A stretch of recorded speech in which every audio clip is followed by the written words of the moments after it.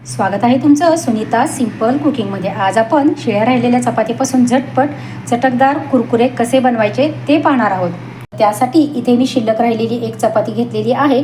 त्या आता आपण अशी फोल्ड करून घेऊयात आणि कात्रीच्या साहाय्याने आपण याचे हवे त्या आकाराचे तुम्हाला जो आकार हवा आहे त्यानुसार आपण कट करून घ्यायचा आहे। इथे मी चपातीचे तुकडे कट करून घेते। हे पहा, इथे मी या पद्धतीने चपातीचे असे तुकडे या पद्धतीने कट करून घेतलेले आहेत। इकडे मी गॅसवरती कढईमध्ये तेल गरम करायला ठेवलेलं होतं। आता आपण त्यामध्ये हे चपातीच्या स्लाइस घालून घेऊयात, कट केलेले आहेत ते या पद्धतीने आपल्याला घालून घ्यायचे आहेत।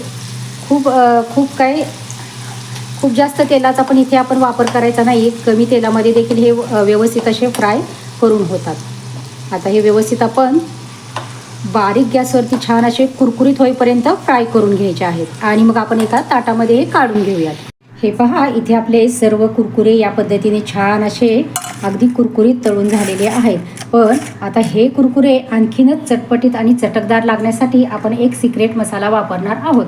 तर त्यासाठी इथे मी ही शेजवान फ्राईड राईस मसाला घेतलेला आहे, त्यामुळे याची टेस्ट खूपच छान लागते।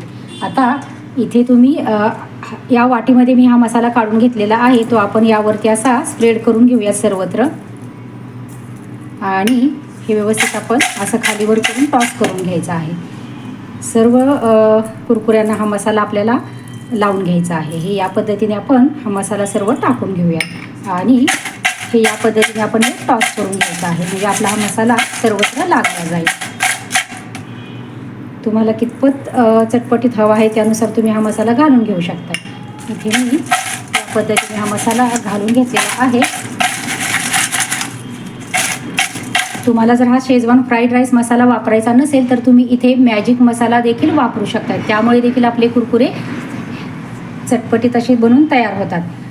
रेसिपी अगदी साधी सोपी आहे। आवडली असेल तर नक्कीच व्हिडिओला लाईक करा, शेअर करा, कमेंट करा। चॅनलवरती अजूनही नवीन असाल तर प्लीज नक्कीच चॅनलला सबस्क्राईब करा व शेजारील बेल आयकनही प्रेस करा।